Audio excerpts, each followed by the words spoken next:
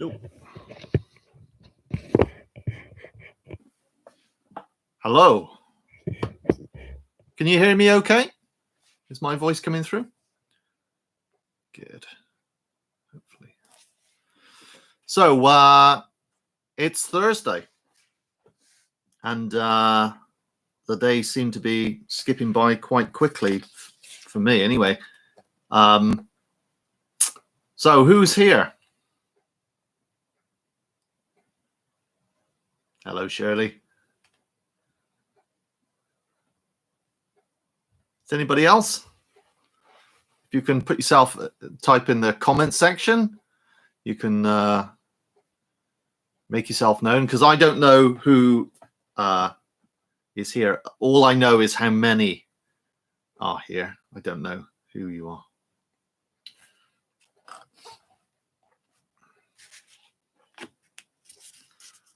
Okay, so we're nearly at 11 o'clock. Good morning, Jeffrey and Christy. Did anybody manage to get a webcam this week?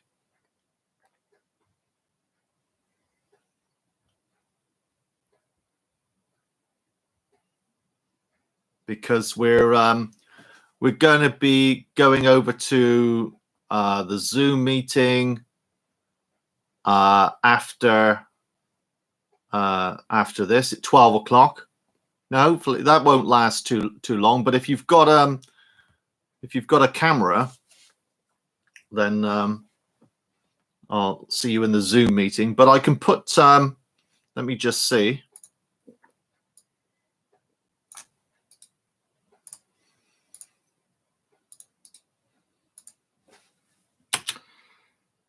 This is the link to the Zoom meeting that I've just put in. So if you click on that, it should take you to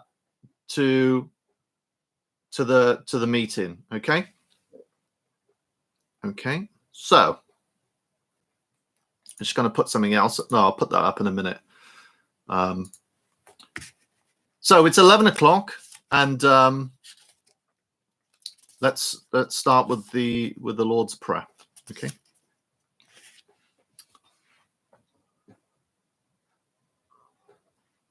So, Our Father, who art in heaven, hallowed be thy name.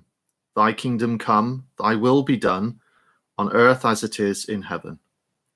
Give us this day our daily bread, and forgive us our trespasses, as we forgive those who trespass against us. And lead us not into temptation, but deliver us from evil. For thine is the kingdom, the power, and the glory, forever and ever. Amen. And I'll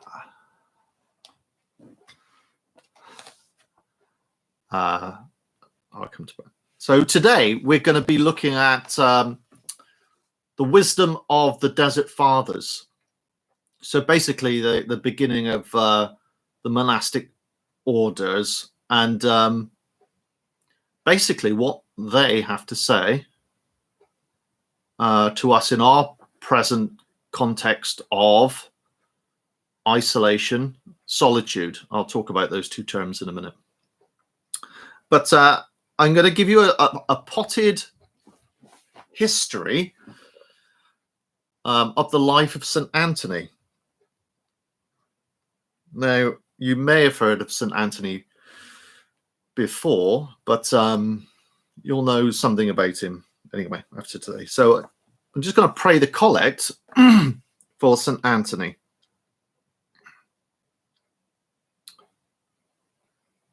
Most gracious God, who called your servant Anthony to sell all that he had and to serve you in the solitude of the desert.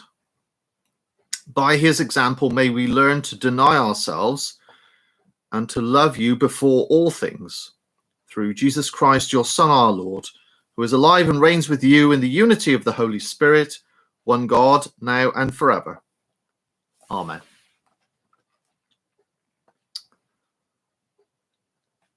Good morning, good morning. So,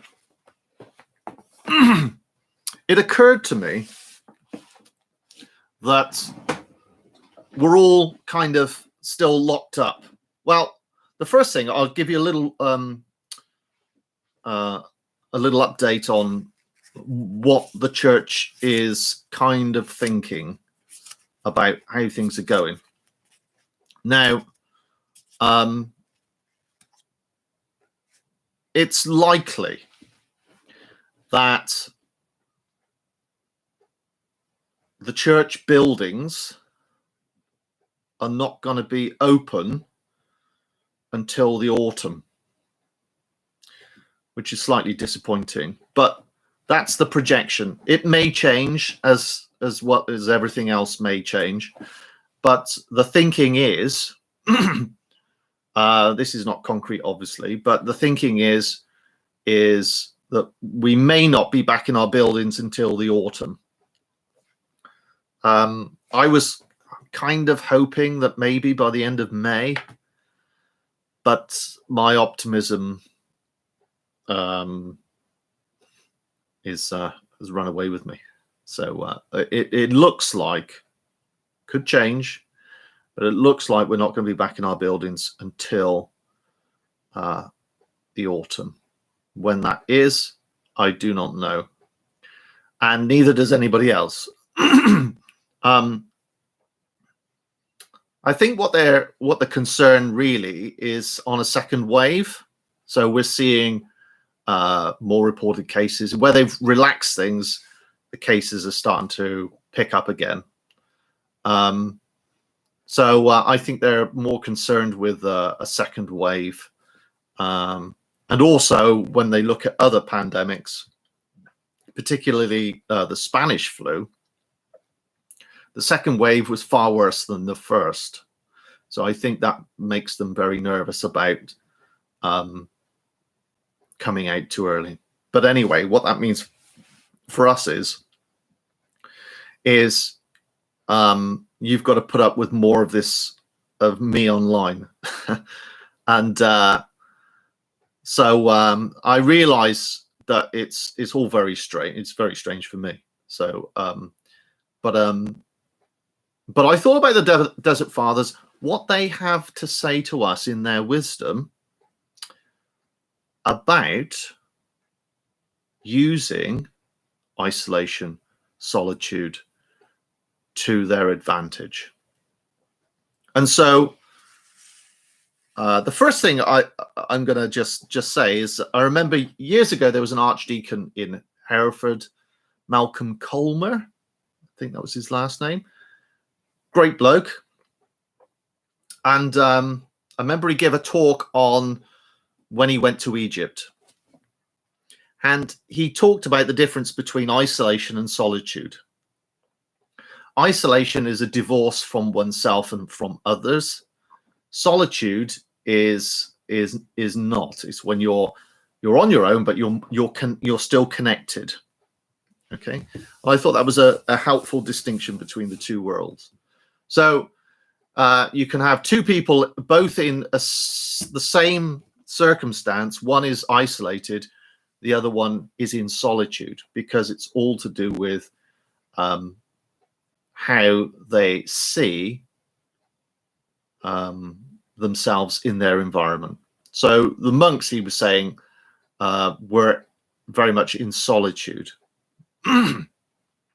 So just before we move on, I'll just give you a potted history of the life of St. Anthony. And the reason I'll do that is because St. Anthony is kind of one of those sort of monastic rock stars that everybody kind of finds inspiration in. So St. Anthony was born around the year 250, and in Egypt, and there's stuff out there with greater detail than this, but this is just a potted history. And his parents, he grew up with his sister, and he found himself having to look after his sister. Okay, so the story goes, one day he's in church or somewhere, and he hears the gospel. And the reading from the gospel was, go and sell all you have and follow me. I think it's the story of the rich man. Now, this really captured Antony's imagination, because Antony was a young man who was doing all right. He'd been left quite a lot of money. He was obviously quite well off. And, so in a society where there is no middle class, you're either poor or rich. He was in a very much privileged position, but he decided to heed the call of the gospel in quite a dramatic way. So he gives the money away. He gives enough to his sister and to make sure that she's looked after and she's cared for. He gives the rest away. And he goes to live on the outskirts of the city. And while he's there, he encounters other men who have done the same thing. So we think that he went into the desert around the year 270, and he's said to have lived about 100 years. We don't know whether he did live 100 years, because often ages, when they wrote histories of people's lives, sometimes the age that they ascribe to them is more to do with the sort of a meaning than the age. So to give somebody a great age is to say they were a great person sometimes. So we don't know. But I would have thought quite probably unlikely. We don't know. But I would have thought that people probably didn't live very long, or that long. I could be wrong. So anyway, he goes into the desert, sold his stuff, and he's in the desert.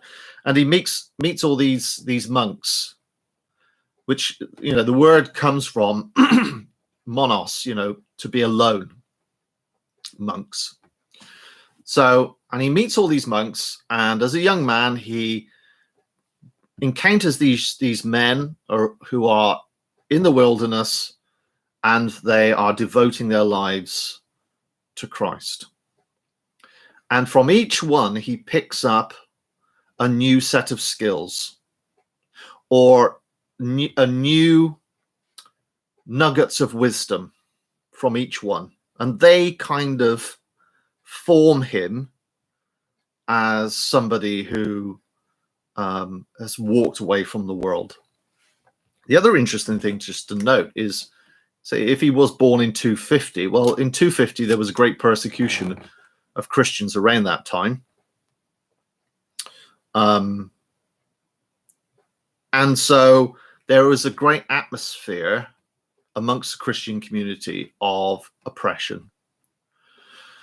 So it's quite likely that many of the early people that went into the desert to live this way saw the state as a distraction from the gospel and wanted to live out a more sort of pure ascetic life. So off they go. And Antony becomes the most famous of all of them. So anyway, Antony, he goes into the desert, meets all these monks, and he's formed in desert wisdom, if you like. The one thing that I used to think this as well. Grew up, and went to a Catholic school, and now and again, the friars or the monks had come in, and there was we all kind of assumed that they kind of left school, didn't like the real world, and wanted to just go back to school. So they joined a monastery so the way I kind of looked at monasteries was like, it was like boarding school for adults. You tried the world, you didn't like it, so you went back to the boarding school for adults, which was called the monastery or the friary. And that's the kind of way that I looked at it. So in a sense, I kind of looked at it as an easy way out for those that didn't really want to do the normal thing. later in life, I got actually to know some monks and some friars, and actually, I couldn't have been more wrong. It's a very difficult life, and it's a life in which you deliberately choose in order to confront the world in a way that others perhaps cannot or don't want to, you know. I think it's actually quite a difficult choice to be able to do that, because in choosing that life, there is so much that actually you do give up. So my thinking on this completely changed as I sort of got to know people that did it. St. Anthony was somebody who kind of embodies this. He goes into the desert and he's not running away from the world. That's the first thing. In the ancient world, they believed that evil spirits and the devil and all that kind of thing, they lived in the wilderness, in the desert. So when you go to the story of Jesus, where Jesus, after being baptized, goes into the wilderness, he goes out there to confront the devil. Yeah.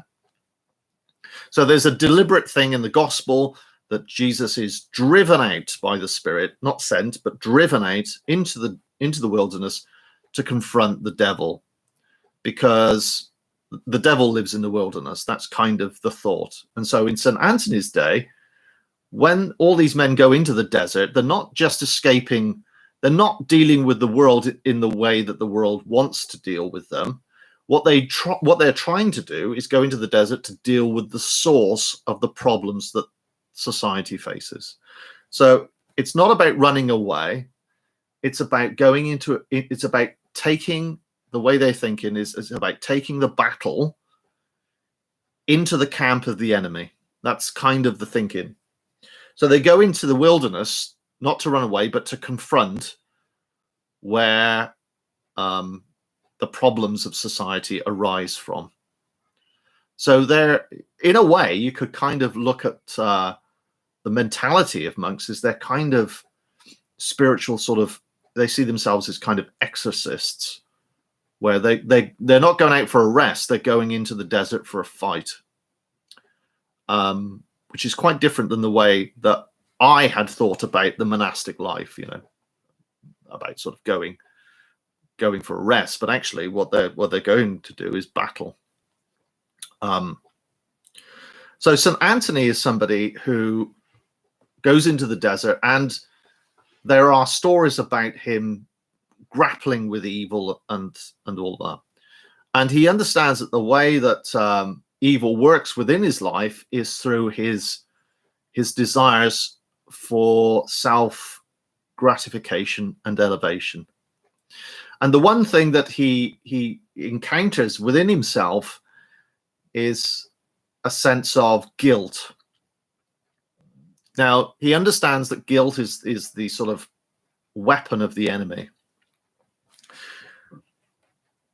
And so the sort of conversation in his head goes something like this, you know, that if he hadn't given all his money away, he shouldn't have left his sister, you know, and he could have had a wife, he could have had this, and he could have had so much in life had he not chosen to go into the wilderness. So there's that grappling with himself about his life choices, and he interprets this as a confrontation with evil. And he comes to the conclusion that the weapon of evil is guilt. Now, this has been a bit of a topic of conversation forever in the Christian church, because what do we do with guilt, and what do we mean by when we say Jesus saves us, and how do we deal with ourselves in the light of God's love? So, for example, if you look at somebody like Martin Luther felt that we are rightly condemned and we should feel guilty, but because God has saved us in his Son, then we are free. And Luther understood that in the absolute. We're free, completely free. All sins past, all sins present, all sins in the future that we will commit before we die. Everything is paid for, and therefore we're free. But in the ancient world, it wasn't quite as liberated a view as that. So there's very much the view that by going into the desert, you are still working out your salvation. Okay. Now, that's a kind of potted history of St. Anthony. And the reason St. Anthony became so popular is because there was a guy called Athanasius. He's called Athanasius the Great. And he wrote a life of St. Anthony. St. Athanasius was on the run in Egypt because he'd fell out of favor with the authorities. And there was a lot of this to-ing and fro-ing going on. So if you think church life is controversial and complicated today, and it's never been thus, look at history and you will soon discover that it's never been any different, which is quite nice to know. There's always been issues. So Athanasius is on the run. He goes into the wilderness and he encounters St. Anthony and he thinks, oh, this is a guy that's really inspiring. And so Athanasius, quite an educated man, decides to write a life of St. Anthony. And that's how St. Anthony becomes the most popular and most well-known of all of them. There is a book, not about St. Anthony, but about desert wisdom, which was written by Rowan Williams. I would show you it, but it's one of those books that I've lent to somebody, and I can't remember who I lent it to, and it didn't come back. But I don't complain because I've done it myself. So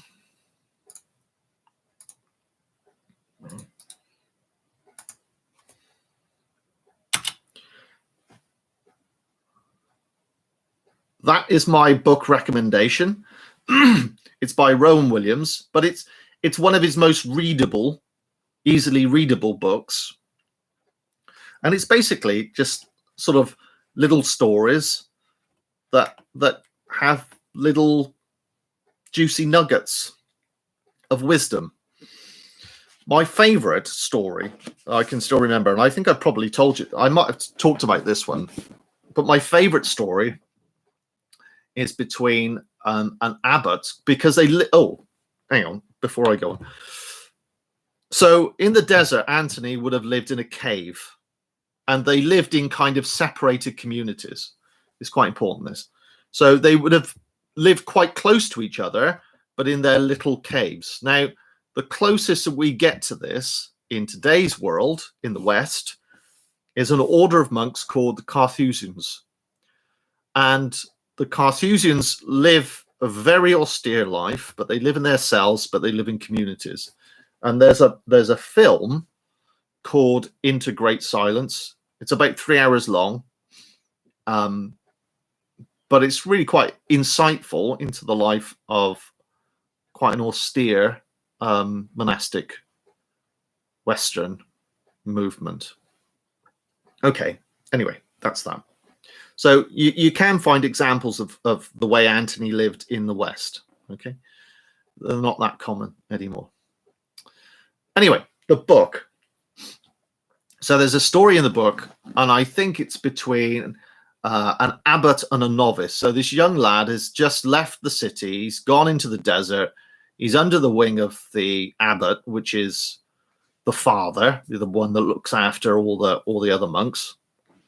That's where we get the word abbot from. Abba. The abbot's name is, I think it's Macarius. Now, it becomes quite a popular name, Macarius. Always makes me think of a certain archbishop in Cyprus. I think I've probably told you this before. But Macarius is the abbot in Egypt, and this young lad's gone under his wing. And every day the abbot says to him, "How are you doing this morning? Are you doing your prayers?" You know. And the young lad says, "Oh yeah, I'm doing fine."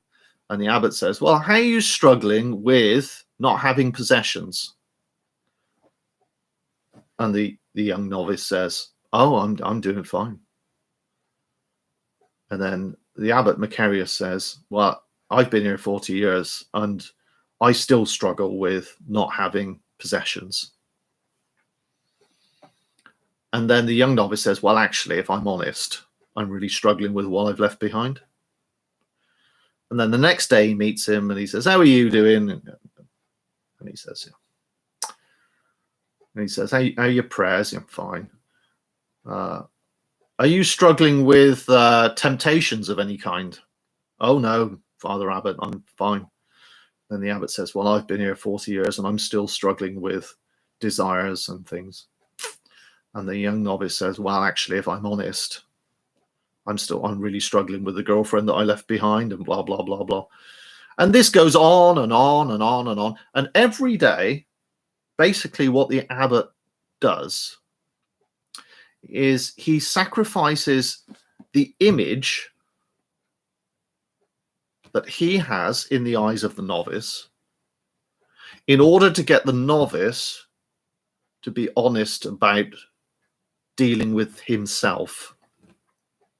So in order, if I've explained that right, in order to get the novice to open up, the abbot brings himself down. And it's a wonderful little story of wisdom that actually, if you want people to open up and be honest, you have to come down. You can't, and this is rooted in the whole idea of incarnation. You know, that God didn't consider equality. Jesus didn't consider equality with God as something to be sort of, but emptied himself and be taking the form of a slave. So the whole idea of incarnation is to come down and to be alongside people. And what Macarius is doing here is he's incarnating himself alongside the young novice in order that the young novice is able to be free and honest with him, and through him be honest with God, because he has a particular view of the abbot that he's somebody who's reached perfection. What the abbot is trying to say to him is, not in this life. And it doesn't matter how long that you live an austere and focused spiritual life, you'll always have you to deal with. You may have a more polished and a better trained you, but the base of you is still there. Now, in my experience, that's been true. We go through a level of refinement through our spiritual life, but the base of who we really are is always still there. It never goes away. And so that's a lovely little, that's one of my favorite stories. Another story, which is why the book is called Wisdom and Honey Cakes or something like that, is there's a story about hospitality.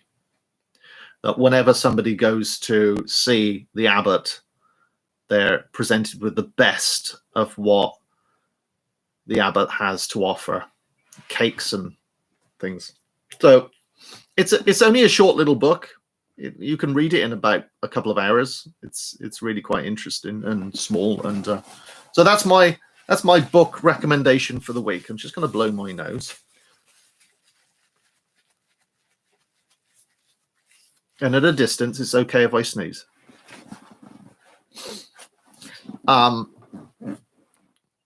So there you go. That is a potted history. Now, the question lies for us, isn't it? Is the point that I was trying to get to really is that although we find ourselves isolated, what we need to do is see that isolation more in terms of solitude than isolation. And what the monks discovered in the desert was they weren't looking at the time and the space and the solitude as something that inhibits their spiritual life. They saw it very much as an opportunity to deepen it. And I think actually that's the wisest use of our time and our faith. We may not be able to gather together, maybe for some time, but what God is giving us perhaps is space in this, an opportunity like the Desert Fathers to engage a little bit more seriously with what it is we believe and why it is and why it matters. And therefore, it's an opportunity to discipline ourselves in a more prayerful and more reflective pattern of things, so that when we emerge in the autumn or whenever it is, we'll actually emerge stronger and more nourished, and paradoxically, actually hungry for community, for each other, and a greater appreciation of what it is that we had, and build upon that in what we can aspire to become. I've no doubt that when we come out of this, things will not be the same. But rather than see that in a negative, like isolation, I'd rather see it in the positive, solitude, in the sense that it'll give us a perspective to build upon, or perhaps a different mindset of what it is we value the most and how it is we aspire to live that out. Now, there's always the us to confront. But I think that what we have is, in this, an opportunity. And I think we should look at it in the positive light of that, rather than dwell on the notion that though this is an imposed thing, that we can't actually use it to our benefit spiritually. There's nothing we can do about where we are, but it's how we deal with it that actually makes the difference. And so I encourage you to perhaps Google some stuff on St. Anthony and the Desert Fathers, and if you have appetite for reading, get the book. It's a good read, and I might get another one, but since I've read it, I kind of generally, but maybe I'll get another one. Okay, so that's the end of me talking. What's everybody else been up to? Oh. Just going to blow my nose again. I don't know what it is with hay fever, but it seems to get worse after it's rained. Don't ask me why. For me, anyway. But let me know who's here, because until you type something in, I don't know who's with us. All I know is how many are with us, and we've got good numbers, and yeah. And so if you want to ask a question or something, please type it in, or if you want to say something.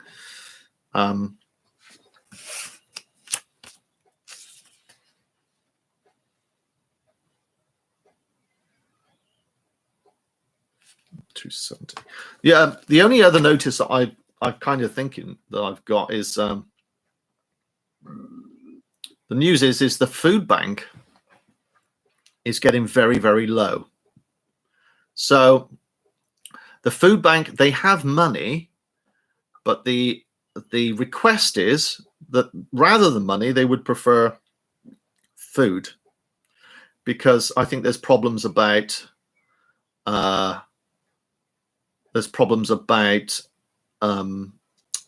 getting out to buy the stuff. Hello, Mary. How was yoga? Yeah. Well, I don't need to ask, because I only need to go into the front room at a certain time in the morning, and I can see all the yoga I want, because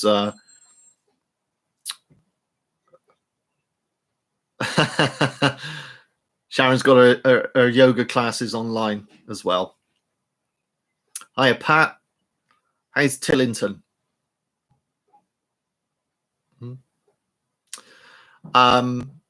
Yeah, I don't know whether you all know, but Mary Clements died last week, and so because I used to deliver to Mary on Tuesdays with the food, good neighbor. So Mary's no longer with us, and also although you can't come,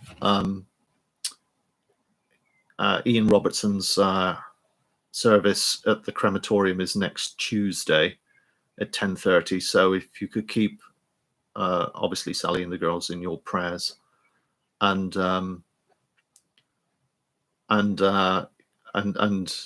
yeah, so there has been some sadness as well. Sharon Brown, who's that?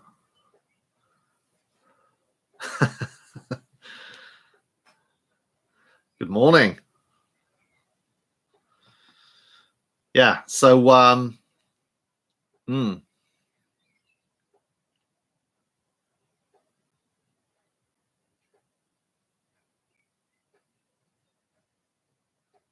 yeah, okay, yeah, so so they've got money, but the food bank, as Liz is saying in the comment section, they need food. Morning, Anna. How's Paddy? Is he still running? Yeah. Now, talking about exercise, the highlight of my day is walking the dog. Of course, he's running. And I have had the crazy thought of running. It's only a thought. But the one thing I've noticed is, and you might have noticed as well, but you're probably too polite to say, is that I've noticed that the pounds have started creeping, because most of the time I'm stuck in the house and the fridge isn't too far away. So I think I've been eating a little bit too much.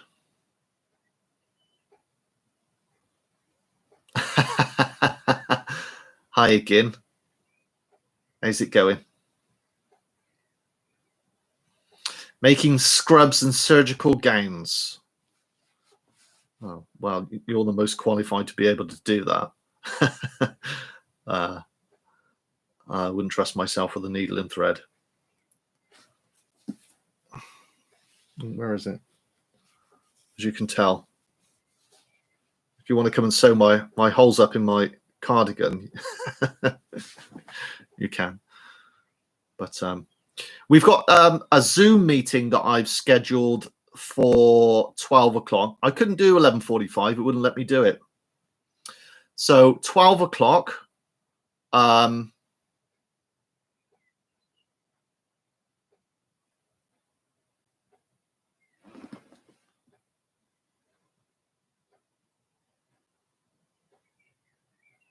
Oh, okay. Okay, so that's a good idea, as Mary said. The food bank. So you can donate at the supermarket. So this will be a good thing. This is what I'll do then, is I'll buy extra and I can just put it straight into the bin at the supermarket for the food bank. That's probably the best thing to do. So I know they were short of baked beans, and I know that they haven't been short of baked beans for years. So yeah. So but so there must be a huge demand for the food bank. But having said that, in America, I don't really know, but the welfare system is different, and I should imagine an awful lot of people are relying on food banks and charity there. Yeah, and yeah. Some people can't get to the supermarket, but if you can, it's probably the easiest way to do it. If you can order online, you can probably do it that way. But then you've got to try and get it to. Although I wonder if the food bank collects. Do they collect food? Do they come and collect it? I don't know. Okay.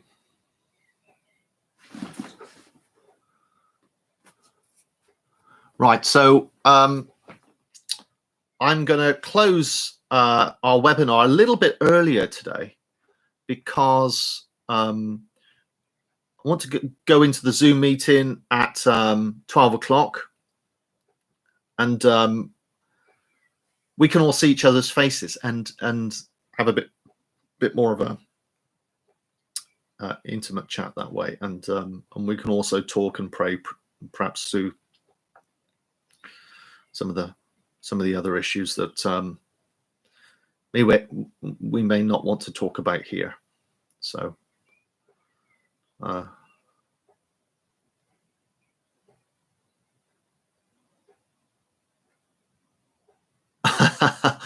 oh right, okay.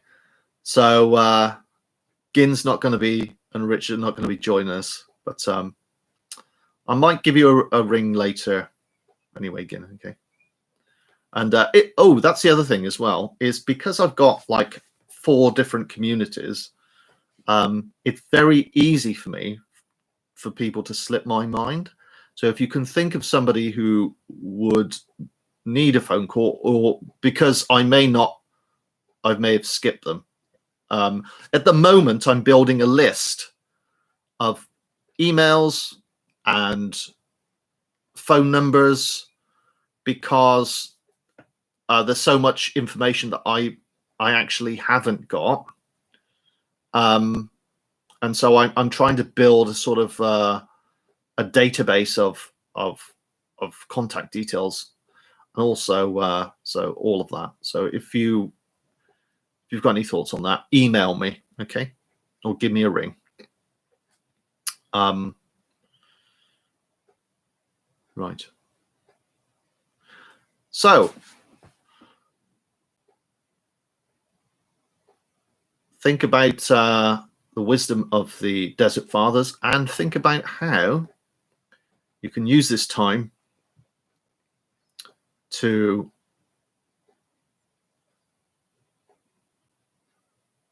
confront the issues that St. Anthony found that he had to confront. There'll probably be different issues. One thing I do love about human nature is that whatever you read through history, it's pretty consistent. Context is different, but it's pretty consistent. We all face the same issues, and we all want the same things in life. And there's that. So think about the wisdom of the Desert Fathers, and think about how we make the most of solitude and not merely see it as isolation. See you soon at the Zoom meeting. I'll just put it up again.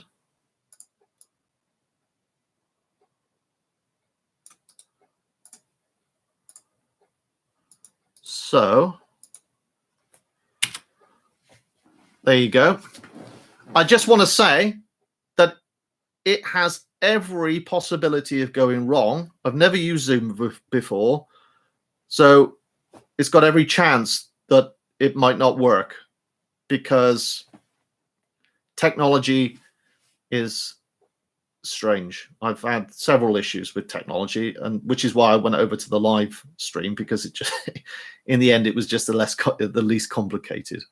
And I'm not that techie on some things. So click on the link and I'll see you there at 12 o'clock. Bye-bye.